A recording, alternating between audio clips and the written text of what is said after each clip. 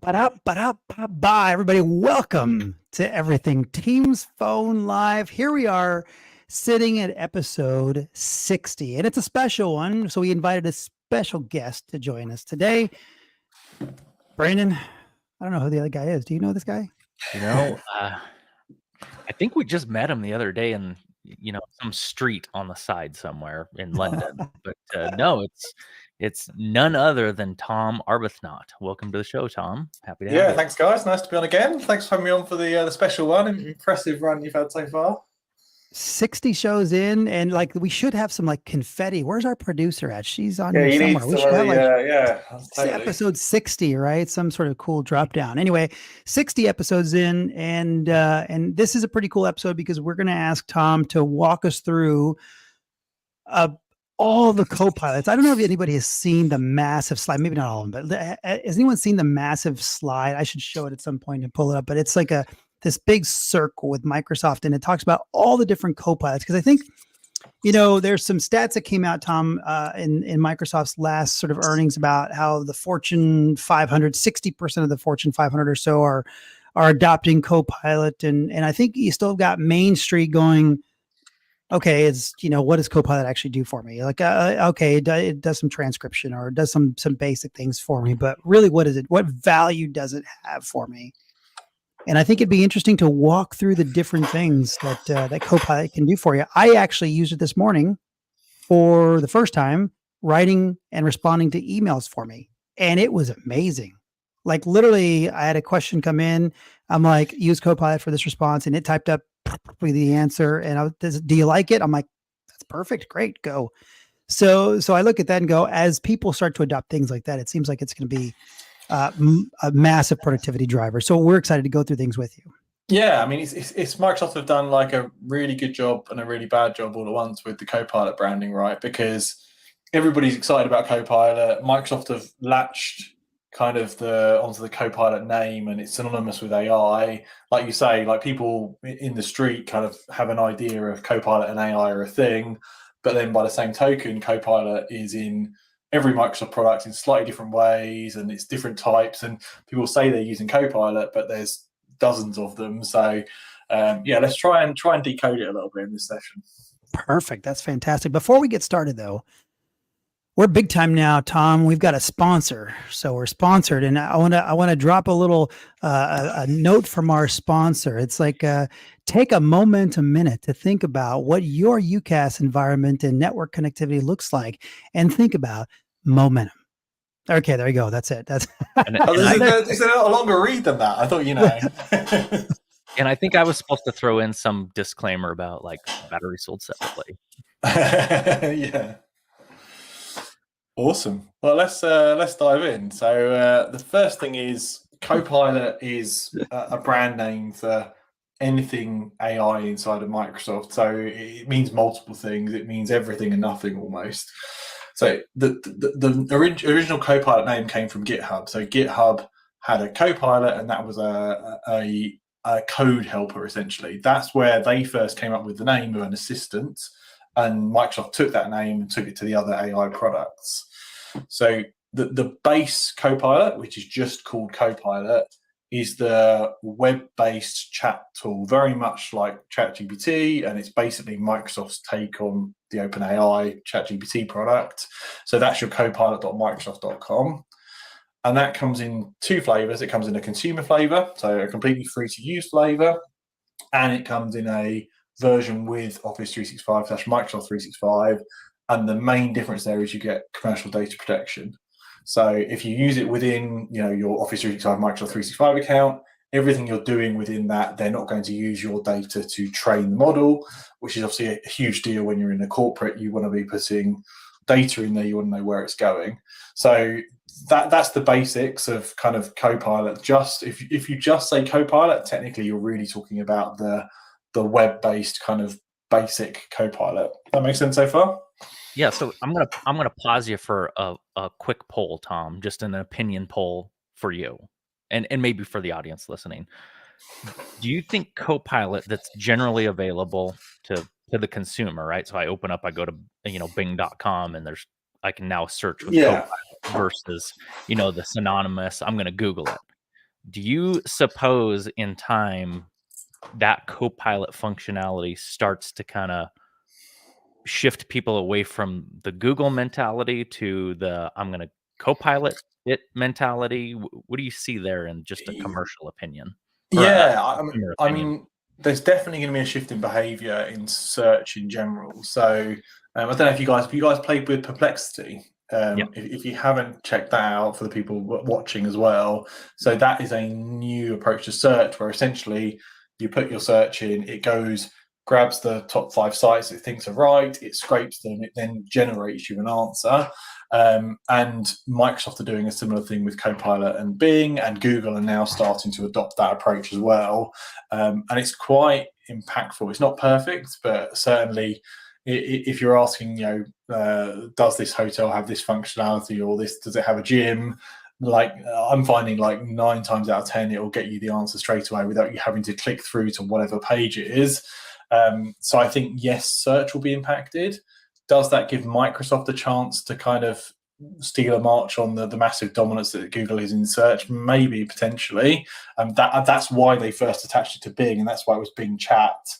But the Bing brand isn't as strong, so then they were like, oh, the Copilot brand needs to be the AI brand, basically. Okay, cool. The big thing, it's a good point, the big thing that Copilot brings in the consumer land is it muddles in Bing search with Copilot, so it can search the web for real-time information as well, which is helpful. Mm-hmm. Yeah, I've personally, I found myself slowly shifting just because I use Copilot commercially in the workspace, the licensed sandboxed, wall gardened one. But then I find that I'm becoming accustomed to its format, its responses, the way it lays things out. So I find myself slowly shifting on a consumer basis to that same format because it's just, it's something familiar to me. Yeah, and you can tell Google are changing the way they work, and that is their cash cow. So it's clearly important enough that they're going to change the way they work, which says it's having an impact on the industry for sure. That is kind of in the corporate world now. I mean, we are doing that, right? We're like, hey, let's Copilot this. Let's take a look at this. And you run it. That's like, it used to be, let's Google this, right? And now it's like there is this mindset shift happening right now, and it's pretty interesting. Definitely, and a really big takeaway from this session is you get that Copilot with commercial data protection included in basically all the Microsoft 365 and Office 365 plans. So there's no reason not to start there and activate that license, because that gives all your employees access to an AI engine that's commercially data protected and corporately approved, because if you're not giving them that, they're definitely going out and using one of the dozens of either OpenAI themselves or any of the clones or the different Gemini, whatever. There's no way they're not, right? Because it's a way to get work done. So you really should be enabling that just to give your users a safe way to get into this kind of AI way of working. So I'm going to be curious, Tom, as we dive into this. I've noticed some subtle changes even on Copilot for desktop, right? So Windows 11, it's got Copilot right on the desktop. I'm finding that that's become my new, start button, so to speak, my new Windows key. I want to be able to just pop that off to the side and start searching things. And I've noticed, earlier you made a comment that Copilot's kind of embedded into the whole 365 suite. So now I've noticed as I'm co-piloting something and I'm looking for, could be just general instructions or something, could be writing a PS script or whatever. It's now pulling data from not only the web side and scraping it, but I'm noticing it's reaching into my SharePoints and combing through that at the same time. And it's giving me then the step-by-step, and it's showing me like, oh, I actually got this from your SharePoint. You had a document here.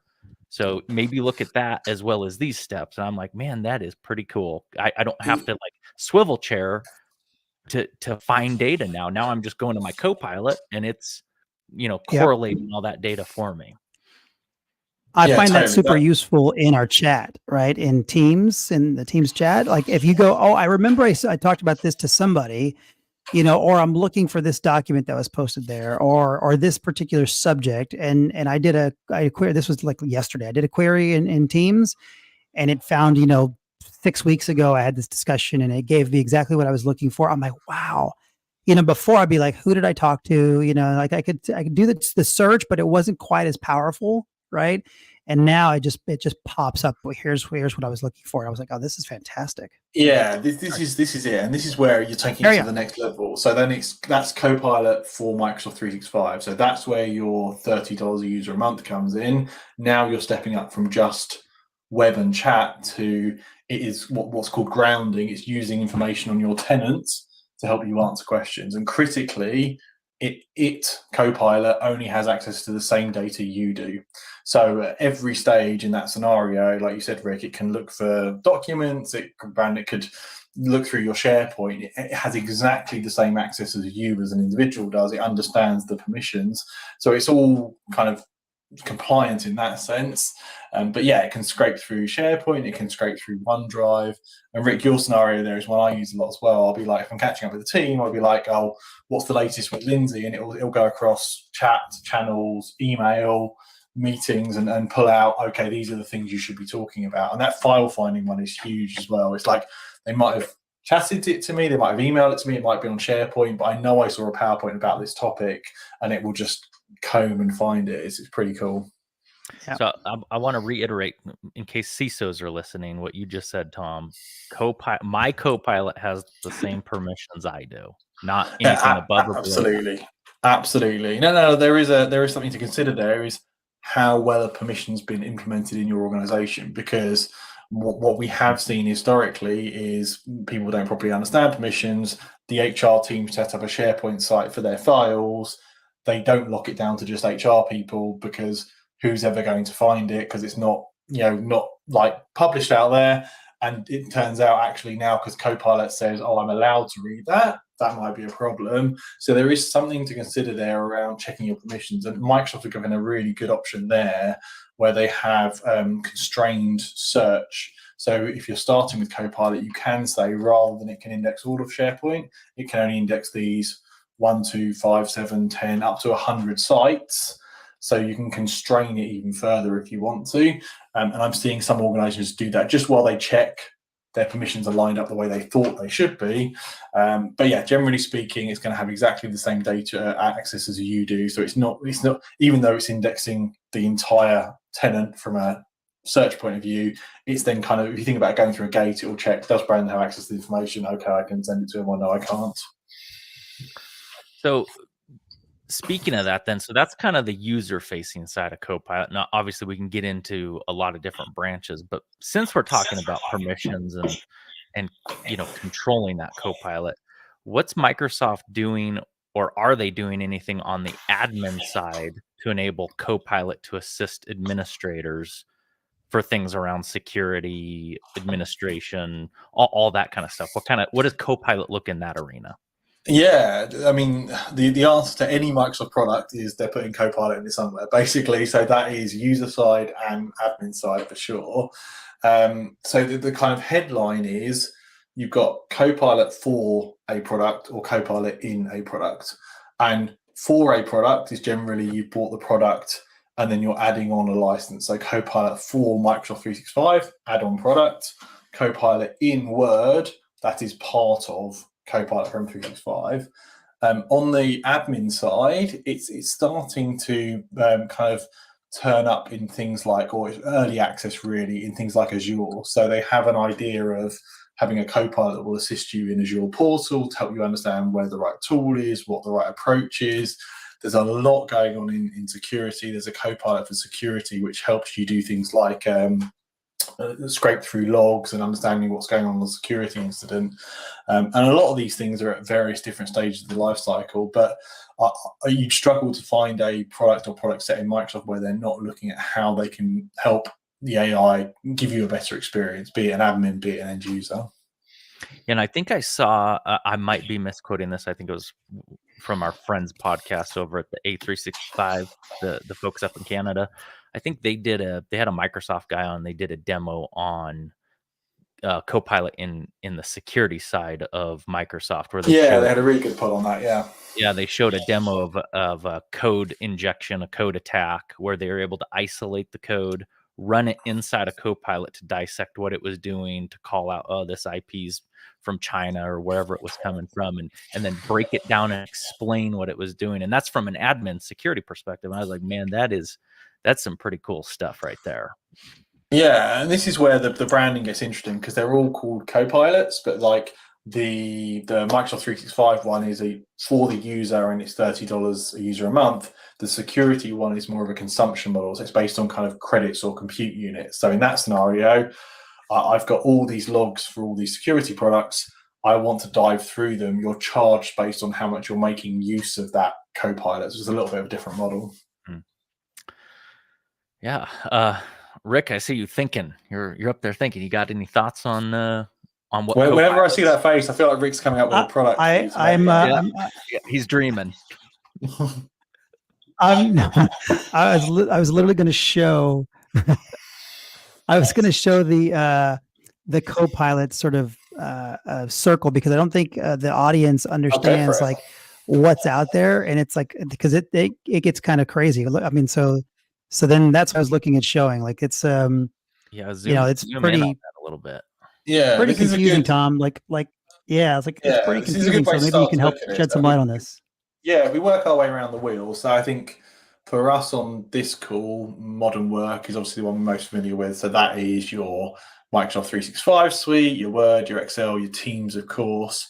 And there's tons of really obvious high-value use cases there. So intelligent meeting recap, having assistants that live in your meetings for things like sales, so Dynamics, potentially for CRM bots, those kind of things. That's all modern work type scenarios.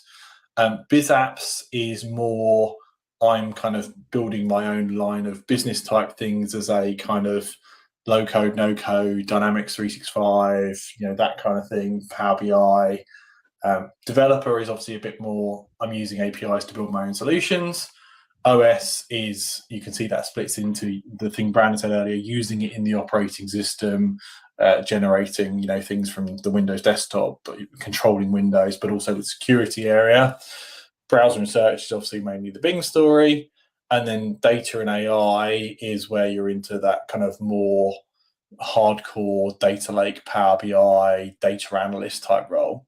And the reality is that somebody's done a really good job on this wheel of trying to separate them, but you can see in that conversation how they intertwine. Like developer and no code are very similar, and potentially some of the things in modern work, those could be products, but they could also be you've built your own Copilot and Copilot Studio to do a line of business tasks. So it's a great way to start to understand how AI is permeating the entire stack, but you might well be picking from different areas and different scenarios. So Tom, how do you when oh, go ahead, Brandon. No, I was just gonna say real quick, and then you can. I'm thinking, as you look at this, the lines are blurred, especially in the telecommunications space, where you see, our forward facing might be modern work, but behind the scenes, we're leveraging a lot of maybe the developer and biz app stack, and maybe even the data AI sections to bring together a more unified communication stack, whether it's in contact center or collaboration or whatever. So to the I'll call it the knowledge worker, it might feel like just modern work tools, but for those of us deep in it, I think we've got our hands in a little bit of under the covers. It's using LLMs or SLMs, so large language models, or now smaller models, things like Phi, which is kind of one of Microsoft's models to do things. And Microsoft is simultaneously building product options and providing API access to build your own line of business scenarios. You're right. So, question for you then, Tom. So, two questions. Number one, I'd like to understand how you use, Copilot more frequently than most frequently. Like, what's the most frequent tasks you used Copilot for? And then, second, that was something Brandon said. Knowledge worker is the term. Is it intelligence worker? I thought I saw it in a Microsoft discussion that I had recently. And it was intelligence worker or intelligent worker, and it's a knowledge worker with AI, right? Is that catching on? Is that part of the discussion these days? Yeah. So for me personally, I use loads of AI tools, both Copilot and some others as well. Some things we do. So me personally, I use Copilot a lot with my team. So exactly the scenario you said, Rick, where like I can't find a PowerPoint, or when I do weekly one-to-ones, it'll be like, what's the latest with Kevin? What's the latest with Lindsay? And it will just fire me up some prompts. My chat is on fire constantly in Teams. I frequently lose things, as you guys know, trying to schedule things like this. And the AI being able to comb through all those chats and bring the most relevant stuff up, that's probably the most powerful use case for me. I also do a lot of kind of, if I'm dabbling in things like PowerShell, I'll go and get it to, create variables and loops and things for me that I can't quite remember how to do. So from a coding point of view, not that I do a lot of that anymore, that's an instant ROI. Some of the cool things we do, we also have a product where we take all the roadmap and all the message center from tenants, and we help organizations understand it. We run that all through OpenAI and Azure, and that is so interesting because you can run the messages through and you get bulleted summaries of each of the messages, but now you've got a big stack of data in Azure, and you can start to look at the data across multiple changes and ask questions. And we're just beginning to see how powerful it is to take the AI models across bigger data sets. That's the use case. The other one I use all the time is summarizing transcripts. So be that meetings, be that YouTube videos, podcasts, like it's nuts to me how valuable that is. I very often now I'll jump straight to meeting recap and ask a couple of questions and get some bullets out and get what I need without having to, watch an on-demand 45-minute meeting. And I, on that note, Tom, I think that's such a value add. It's not just that it's giving you a summary recap that you have to scan through and read, like someone taking meeting notes and handing it to you. You can actually have a conversation back into it to ask those questions and say, hey, I can't remember, but I think this was mentioned, and it will go find it for you. Totally. And that's where you step if you think about, go on, Rick, sorry. I was going to say, think about the amount of content that you put out, Tom, like the amount of content that your organization puts out. And if that's all indexed, whether it be a podcast or a slide deck or whatever it may be that you put out a lot of content, written papers, blog posts, all that for however many years that you've been doing this, right, is now searchable content. Yeah, it's super cool, and we're starting to do some stuff around, when the big Microsoft events come up, we go and grab all the MP4s of all the videos and we index that and we start getting data out of that. So it's really powerful to be able to consume lots. We have about 37 subject matter experts who do briefings on the platform as well. Shout out to Tom Morgan. He's the MVP who does all the dev side of this. But, he's indexed all the transcripts of all of those as well. So we can begin to jump to certain people for certain topics. And that's kind of where we're going with a lot of the data is we think we can take this stuff and make it really accessible to people, which is really exciting. I've just branded it for you. Let's just ask Tom. Well, no, I'm just coordinating it. It's Ask the Experts. There's definitely more than me, and that's the key thing. Actually, is bringing together all of those experts, because you see this grid, nobody's on top of all of it. You just want to have the subject matter experts in each area help you out to understand what's going on. Yeah, very good. You said that, Rick. I'm going off topic for a minute, but I suddenly feel like, Rick, you and I have a disadvantage because, Tom being an expert, way back in the day, Tom, I don't know if you still see this or you leaned on it years ago. I can't remember the exact name of the blog, but it was like Tom's Hardware Guide or Tom's something. It was a guy who was a big expert in kind of the hardware side of electronics. Yeah, I think that blog is still around, or a variant of it. Yeah. Definitely. Yeah, and I'm like, I guess you got to have the name Tom to be an expert. Sorry, Rick, you and I are just, I guess we're out of luck. Yeah, we're out of luck. What we can do though is aggregate the experts so that then it becomes, Ask Rick and Brandon, and we've aggregated the experts. So it's here you go, and indexed it. Yeah, it's interesting now, like the indexing and the AI is going to get better and better. So in terms of providing value to customers, to the community, it's going to be more about either understanding so you can decode it for them or helping them understand it by summarizing lots of different information, lots of different points of view. What about you guys? I know you've been, dabbling on the product side, and you've been playing with Copilot. What are you seeing from kind of a customer point of view or internal point of view? Brandon, Rick, go ahead. Okay, I'll do it first then. Yeah. I think it's fantastic. It helps me create. I do a lot from a product perspective, whether I'm building a pitch deck for a product for internal purposes to identify a business opportunity, to put sort of kind of the budgetary numbers together. I find it really helpful when I'm building those presentations and those business cases. That's helped me quite a bit. It makes me far makes me an intelligence worker, right? When I wouldn't necessarily make that claim.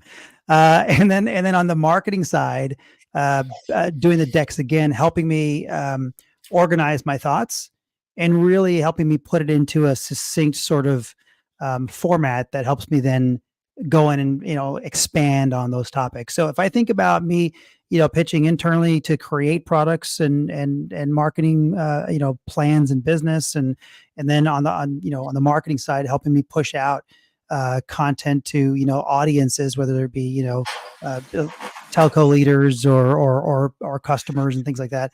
I think it's helped a lot in that area from a product and marketing perspective. So individually, I think that's incredible. But then you also think about just kind of the basic stuff like I did this morning, which is, can you respond to this email for me? And it comes up with and so you look at that, you go, wow, that's pretty good. Now I haven't done the summary of emails, like what should I respond to, what should I not respond to? So I haven't really done that because I stay pretty on top of my email.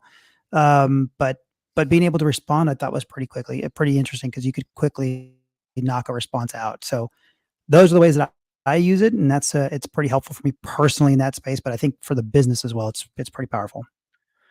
Yeah, and I'm going to get Brandon? a little more technical on two areas where I obviously use it just like what you guys have described, right? I'm a knowledge worker as well. I'm going to consume email and documents the same way. I'm going to search for them, all that stuff. So I'm not going to reiterate that. Two use cases that I'm going to lay out there, Tom, and it's going to be really interesting to get your opinion. And maybe it's a sidebar. We meet in London and have a chat. But one I have not done yet, but I just started laying it out a couple nights ago, and I'm getting ready to kick it off, is leveraging Copilot to write think of it kind of like an RFC style spec document, white paper, RFC kind of ish format, where I've got these UML formatted text files that show method flows, protocols, what's going on, and I've got dozens of them. And what I need to do is I need to take those UML documents and dissect them down into human readable descriptions of this is what this is doing, and then lay it all out in a nicely kind of technical format. So I'm going to go do that probably off and on between the next few weeks of travel, and I'll have to get back to you guys on what the results of that are. I think it's going to actually probably do a pretty good job, but yeah, in principle, that should do really well because that's structured data, that kind of unified modeling language, and then you can say, like, you can even give it examples in the prompt, like take these and explain them like this. This is how I would explain one, like explain the others. Yeah, things like that. It tends to be really, really good at. I do a lot of like I'll pull information from like websites and say, pull all the country names out of this. I was doing this the other day for direct routing. I was pulling like lists of direct routing countries. They're all in different formats, and I like pull them all together and compare them. And it's mad how well it deals with different data sets and comparisons.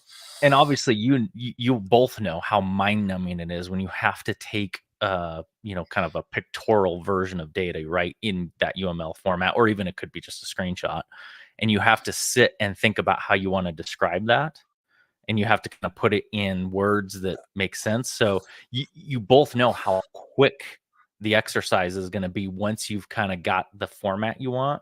And then it's just coaching, right? You're just coaching Copilot, like, oh, I like this, but can you change these things for me? So it's gonna save me hours and hours of work, where it might only take 60 to 90 minutes to get this done once I actually start on it. So that's That's one use case. The other use case that I've already started on that I find more interesting for even our customer base is I've hooked up the new CDR Insights data feed for Teams Phone, right? So I'm getting the real-time CDR into a Oh, Cosmos cool. database, and I got piles and piles of data. And if you've ever seen a Microsoft CDR, obviously, Tom, I'm sure you have, you know how massive they are.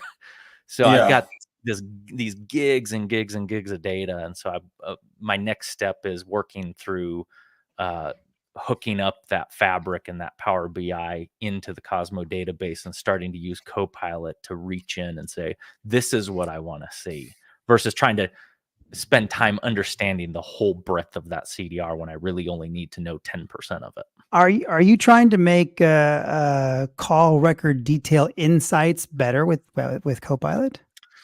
Yeah, I mean, I don't think that's off limits, is it? That was facetious. But yes, that's the idea.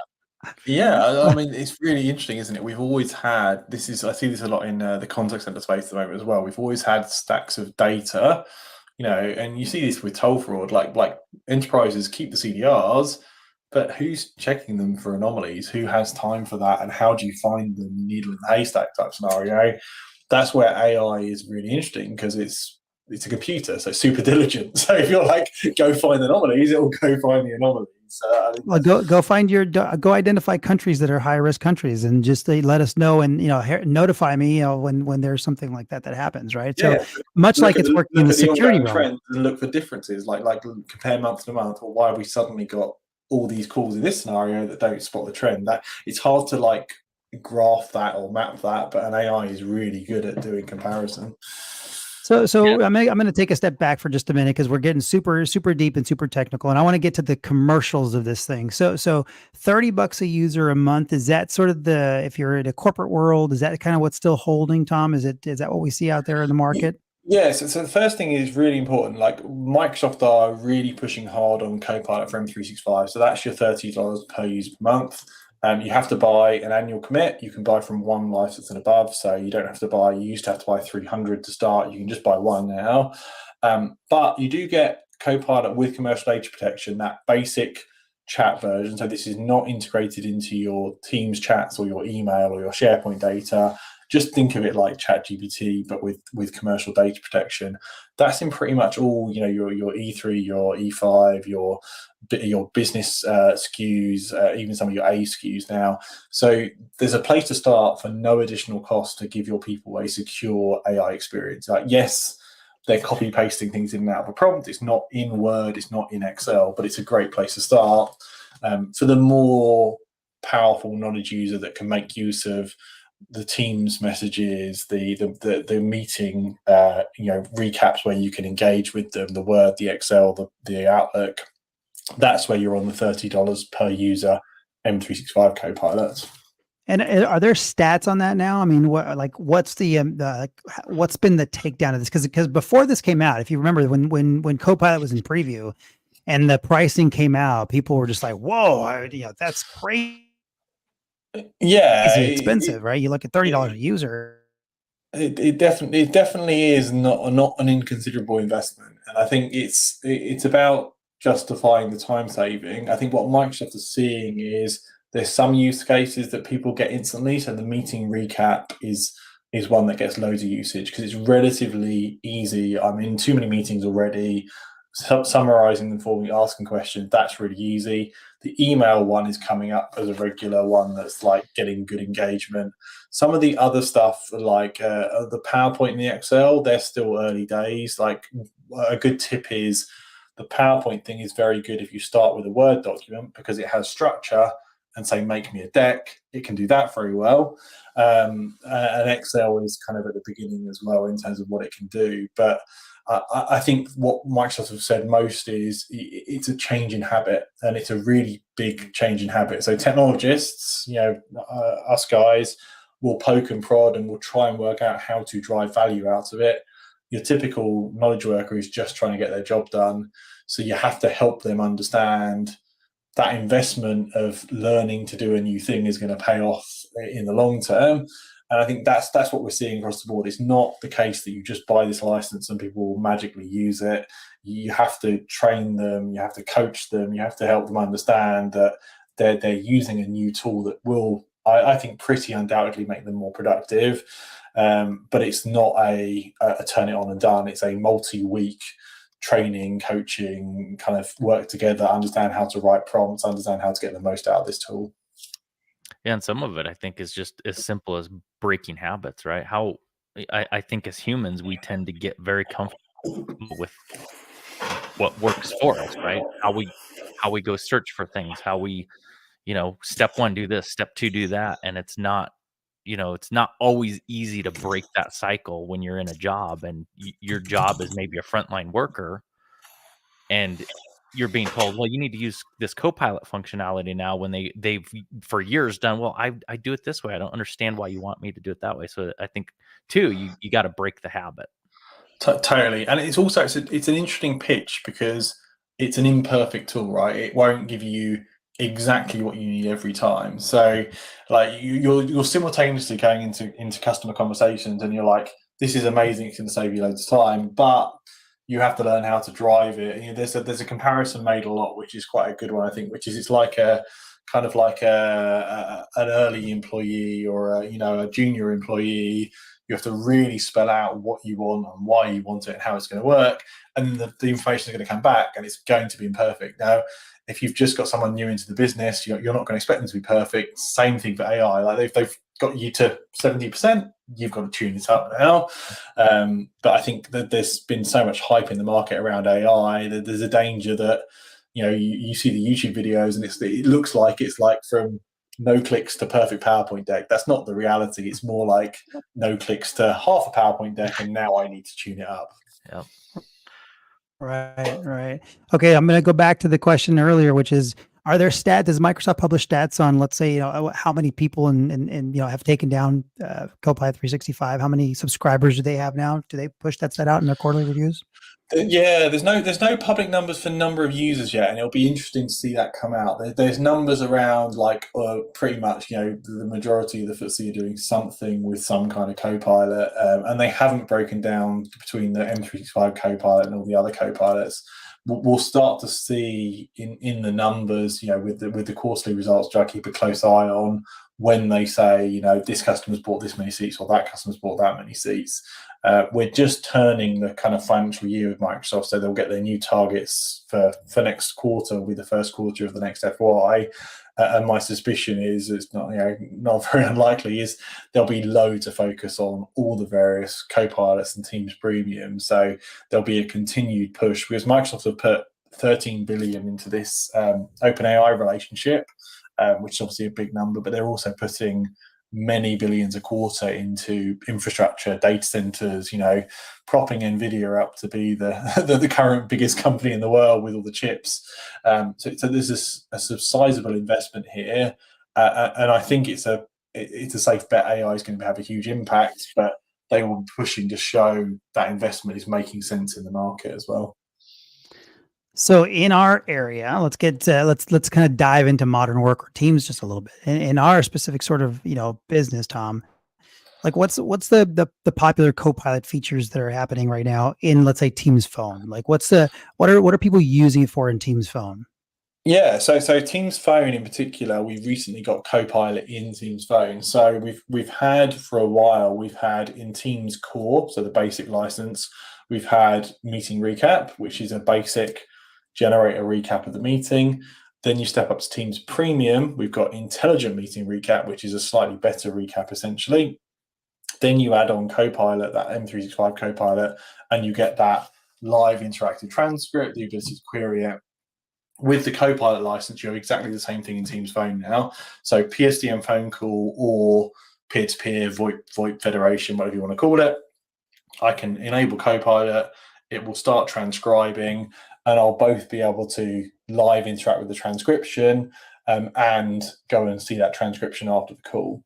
So for people that are more phone heavy, that's super interesting because they've got an ability now to press the Copilot button, engage in the conversation, check on things that were said earlier in the conversation, maybe take that conversation over to their CRM system, all through the power of Copilot on Teams Phone. Yeah, see, that's pretty exciting right there. If you're transcribing the entire call on the PSTN side, because that's the side where I think some people didn't know it does it. Can it kind of transcribe live calls, live PSTN calls, and then what do you do with that data set? So it does, it creates that entire transcript for you, and then lets you do something else with it, right? I mean, summarize that and dump it into your CRM as an example. Totally. And what's really exciting, just announced the Microsoft Build a couple of weeks ago, we're kind of starting to move into a new area with Copilot in modern work, which is, up till now, Copilot has been billed as our personal assistant. So I use Copilot to get a meeting summary. What's coming is, and confusingly named, again, bless Microsoft, is Team Copilot. So Team singular as opposed to Teams.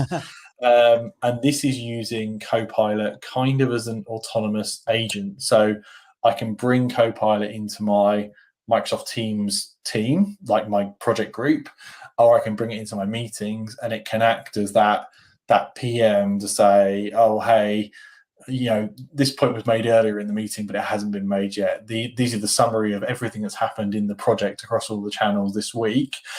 So starting to move from just a reactive, I prompt Copilot, I get an answer, into a kind of assistant or agent type scenario.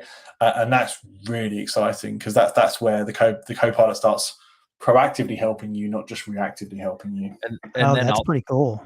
I'll pile on to that thought. And, if you remember back to Comms v Next, the keynote on Microsoft Loop. So imagine taking that Team Copilot, coupling it with the Loop integration, and mind blown, right? You've got a very powerful project management and collaboration system.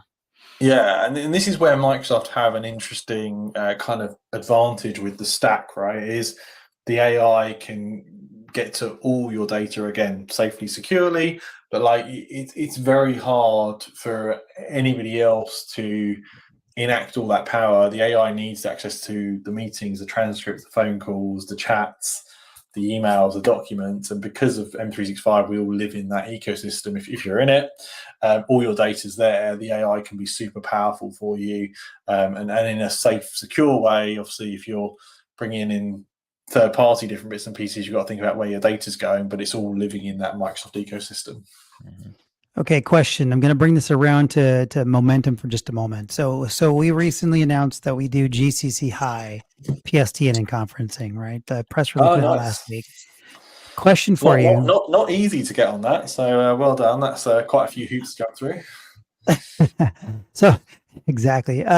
Question then: are there Copilots available in GCC High at all, and those licenses? I can't imagine that they are, but I'm curious. Is that on the roadmap? Is it there? Are they not doing it yet? Yeah, it's a good question. Everything on GCC, DoD, and GCC High lags because they have to go through extra sign-off. I don't know where it sits with Copilot. From a licensing point of view, I'm sure they'll have the ability to add it. From a technical point of view, I imagine there's more hoops to jump through, because all the compute for GCC and GCC High stays in particular locations, particular data centers. But it's an interesting conversation, because once you're into government data, there's a whole extra layer of security considerations there. Yeah. Brandon, thoughts on that? Yeah, I'm with Tom. It's, obviously I'm already tied very closely to a few GCC High deals, and yeah, it's I can tell you, I know that who we're working with, they're they'll use like OpenAI on the side, but not for GCC official stuff, right? They're using it for web search, that kind of stuff. But yeah, it's the kind of the conversations I have with GCC High customers or potential customers is, they live in this world of, man, you guys are lucky to be on that side and not our side, because you get all the cool tools. So I wouldn't even be able to guess as to when Copilot might be in a government space. I think there's probably a lot of things, what you just said, Tom, around compliance and data protection that they'd have to be extremely cautious about. Yeah, I just had a quick look. It looks like they mentioned it was targeting for late 2024 for Microsoft 365 Copilot. There is the Copilot Studio, so they kind of roll your own stuff right now. But as you say, they are hyper aware of where the data is and where it sits and all that kind of stuff. So there's always some extra hoops to jump through there. Yeah, and I'll give you an hang on. example. And that's sorry, Brandon, didn't mean to interrupt, but is that in the government, the Copilot Studio? Yeah, they can choose to deploy it. So it's the Copilot Studio Copilot Studio Government Community Cloud GCC plan. That's where you can essentially take the AI tools and deploy them for a particular business use case. So take some data and index it. So it's not indexing your entire tenant, it would be a business use case scenario. Yeah, a set data. Yeah, we're pretty familiar now with Copilot Studio, aren't we, Brandon? And the legal language we need to deploy it. Who's more familiar, Rick? I'll see you. You'd be surprised. I think Brandon's pretty technical these days. He's taking the lead on the technical stuff. I don't know. I'll just ask Copilot. Yeah, that's the thing. Just ask the AI to build the AI. Yeah. No, it's really exciting time. It's an exciting time for partners as well, particularly with the Copilot Studio and the line of business stuff, because even if customers have access to the tools, they still need help with driving business value out of the tools. So that might be on the more knowledge worker scenario, that's adoption and business change type stuff, and on the Copilot Studio, it's how can we help you line a business, and just kind of announced last week again. Was it last week or maybe early this week? Microsoft pushing even harder in the contact center space with AI in the contact center with the Dynamics 365 contact center. A contact center is a really exciting space for AI and the potential of it. That's the decoupling, of Dynamics from the Microsoft Contact Center, so that it can live within other ecosystems now as a standalone contact center. Yeah, it's a really big move from Microsoft, because originally we had the DCCP, the Dynamics Contact Center platform, which essentially meant you had to have Dynamics CRM, and then you could use Azure Communication Services, which is the platform that underlies Teams. You could use the Power Platform. You could use Nuance. You could bring it all together and you could build a contact center experience. But now you'll be able to take that Azure Communication Services and AI experience and use it against Salesforce or HubSpot or whatever your third-party CRM is, which is Microsoft kind of decoupling, as you said, Rick, contact center away from Dynamics, which means it's way bigger addressable market. But it's not just Microsoft either. All the third-party contact centers are getting into the AI game. So a lot of the Microsoft certified solutions are doing really cool stuff with AI. I'm really excited to watch contact center over the next 24 months, because it is going to get disrupted heavily, because AI, I think, can do a better job, as in as good as an agent on average, but it's a nightmare hiring, training. The life cycle of agents and the cost there is so high, so it can both be better and cheaper, and it's really rare in technology. We can usually be better but costs, or we can be cheaper but not as good, but the potential to be cheaper and better is really interesting. That is going to be pretty interesting. I mean, you think about the triage, that first point of whatever it may be, right? Triaging something in any business, right? That entire sort of flow, that entire communications flow could almost be buffered totally 24/7. It scales up, it scales down. It never gets tired. It never gets annoyed. It goes to the restroom. Any of those things. no breaks. Copilot labor laws. There you go. That's funny. All right. Well, what else is new, Tom? So we covered a bunch of Copilot stuff, and I think it's super exciting to see everything, particularly as people start to adopt it. And then you start to recognize the value of it as an individual, right? I've seen blog post after blog post about how adoption, there needs to be a really good adoption plan so people can understand the value. Because once you do see how it can be used in your sort of, in your profile or in your personal sort of workspace, you kind of really understand how it really can help an organization in a big way. So I see that kind of rolling out the adoption stuff. That's pretty interesting. But what else is new? Yeah, I mean, there's obviously a big focus also in the meeting space around bringing AI and Copilot into that scenario. So we're starting to see, ages ago we had what were called intelligent speakers in meeting rooms, and that was the ability to have certain hardware that could take transcriptions and understand, identify who you were. So that therefore you have a transcription that said Brandon said this, Rick said that, Tom said this, even though we're all sitting physically in the same meeting room. That technology is being decoupled from particular hardware. So very soon we'll be able to do intelligent speaker or kind of speaker recognition across the different Microsoft Teams rooms and even in BYOD rooms.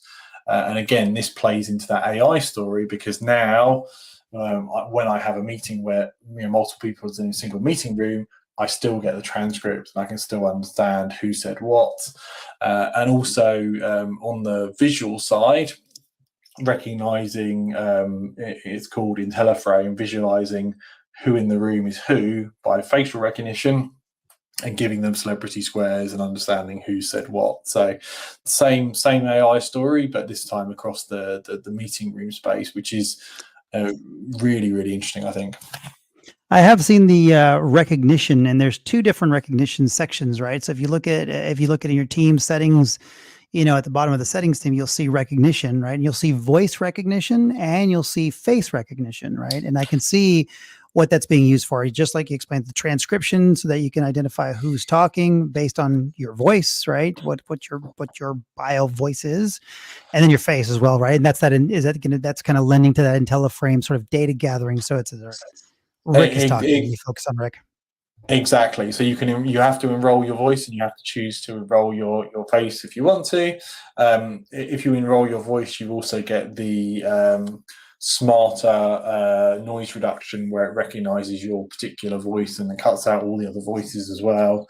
But once you've chosen to do that as an organization, you're right, that's where you get it recognizes you in the meeting room and it recognizes you by voice. And something to note there, it understands who's in the meeting roster. So if you've got an organization, tens of thousands of people, it's not trying to match you against all tens of thousands. It knows there's supposed to be 20 odd people in this room. So the recognition is quite strong because it's out of the 10, which ones does it think are you, which is quite cool. Man, that is pretty cool. So where are you going to be in the next 30 days? What do you have going on in the next 30 days, Tom? Yeah, it's been a crazy event season. I've probably slightly overcommitted this year because it feels like I've been traveling every week, but it's starting to round down now. The next big one is Commsverse. So that's a show in the UK. Really looking forward to that one. That's kind of our big one in the UK. Just looking up the dates, I think it's the 26th and 27th, I want to say. Yeah, let's have a look. And we also have the 26th and 27th of June, Mercedes-Benz World UK. So I think there's still a few tickets for that. If you're anywhere in the UK, that's a really good one to go to. And then we've got the London User Group on the 19th, and WPP are hosting us in one of their offices, and they've got a really good, for people that know WPP, it's a huge organization, media, advertising, lots of sub-organizations and lots of sub-brands. They're going to talk about their team's journey. So that's the 19th in London. So I did my first Microsoft user group last week, and it's super interesting. I think it was awesome to go and to be around like-minded individuals, and you had the gamut of people that were there, right? You had users there, so customers that were coming to learn more about what they could do. You had partners there that could help them, and then you had Microsoft there, kind of injecting where they could inject, and it was down at the Bellevue office, so they had a massive hardware room where they took you through the different hardware, sort of the new hardware that's coming out. That was a week away, so that wasn't in there just yet, the AI powered hardware. But that was pretty cool to do those sorts of things. What else? So Commsverse, Brandon, you and I will be at Commsverse. I think we're a gold or platinum or whatever it is sponsor there at Commsverse. So we'll be there. Momentum will be there. having a chat with Tom and everyone else. That's awesome. And then what was the other one, Tom? I missed. That was WP that was there, and then you had a Commsverse, and there was and then the user group. How active is the London user group? That are hosting us, the London user group. Yeah, we've also got the regular online Teams Fireside chat. So that's actually next week, the 13th, and we've got Juan Riviera, who's the CVP for the calling, meetings, and devices on the kind of the technical side. So that's, if you're into more of the kind of technology and roadmap side of Teams, that'll be a really good one. That's online on the 13th. I've got a quick story about that. Well, hold on a second. Let me say one thing really quick about the fireside chats. It reminded me that Kevin Peters is supposed to be on our show next week or the week after. I can't remember which week it is, but Kevin Peters is coming. And so he's going to take part in we've got a momentum sort of sales kickoff. So he's taking part in that as well. So that's pretty cool. But here's my celebrity story. You ready for this? I was down at the haircut place yesterday, getting a haircut last night. And Mahendra Sekran walks in and sits down, and I'm like, oh, that's Mahendra. And he's like the corporate vice president for all the IC3 communications, whatever it is. Right. Yeah. So I'm not typically starstruck. Right.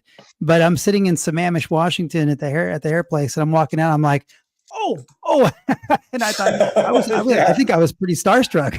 That's pretty funny. Yeah, it's awesome when you're knocking around near campus. You often bump into people. It's quite surprising sometimes. Yeah. You always see people on big Teams meetings and stuff like that, right? We actually, I think we chatted with him on a was it what is it? Teams Days, or was it Phone Days? I forget what that meeting is called. Brandon, Operator Days for Operator Connect providers. Thank you. Like he was on Operator Days, and I tried to pin him down for our podcast back then, right? And I'm like, Mahendra, you're supposed to be on our podcast. yeah. You just whip out the mics and the barbers. Yeah. And we can do it. We can do it right here. Exactly. We can do it right here. There's your next location for your creative show, right? The back of the cab. We're like a podcast over a wet shade or something. In the barber chair.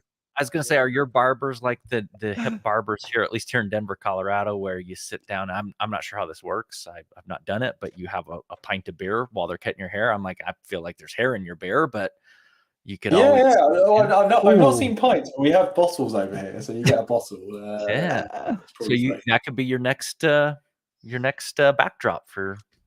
I feel like we've set a tone. We did some in actually at Commsverse on Mercedes-Benz World, where they have a track, so they throw cars around the track. So last year we did a couple in the back of track cars. With the cab, I feel like we're going to have to keep stepping it up to these more obscure locations. Yeah, that's right. Sounds like you've got going to have to book a Starliner SpaceX ride for one of your shows just to go to the absolute pinnacle. I'm down for it. Maybe for you guys for show 100, we can. There you go. There it is.